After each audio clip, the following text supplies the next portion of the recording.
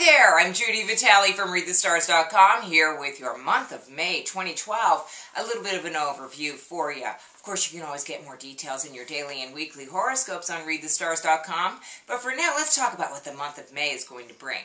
Probably the biggest event, well, it's sort of a tie between Venus being retrograde, going and being retrograde from May 15th onward, and a total eclipse of the sun. Well, I don't know if it's total, but it is a big eclipse on May the 20th, right as it moves into Gemini.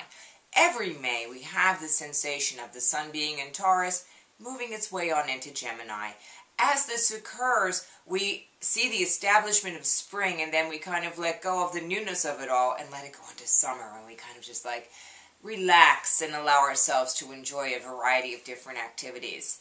In the meantime, in the first part of the month, we do want to remain focused on finishing projects, or at least getting them off the ground so that they can be finished over the course of the next few months. The moon cycle, again, is, as far as the month is concerned, a little bit off because we're having the full moon in Scorpio on May the 5th. And this is a very emotional full moon. We'll be talking about that on ReadTheStars.com. The eclipse, which is also a lunar event, of course, because it's the sun and the moon occludes the sun. They're together. And actually it's the earth occluding the sun, but they all line up. And we will be experiencing sort of a loss of our Gemini ability. And this is a theme, because when we lose that ability to communicate and connect with others, we begin to feel a little bit isolated.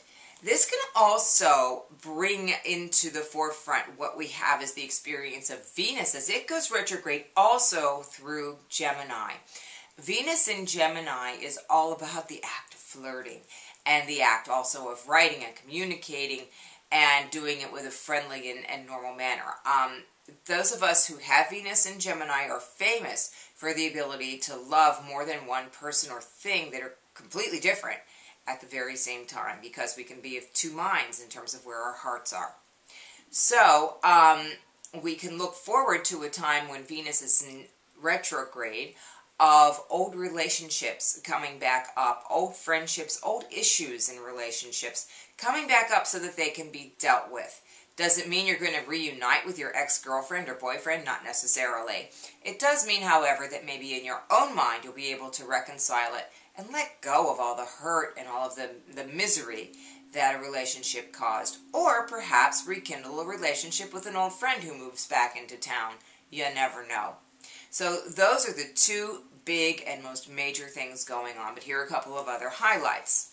On the 13th, we'll have the Sun conjunct Jupiter. It's still in Taurus, okay? So like really enjoy that.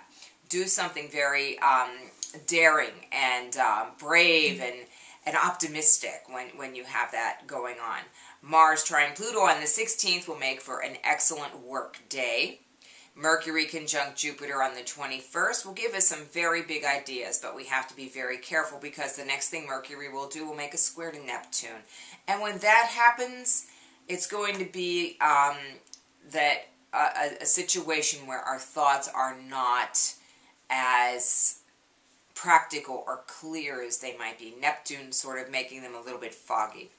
So, I hope, like I said, that you will stay in touch with what's going on in your daily and weekly horoscopes on ReadTheStars.com.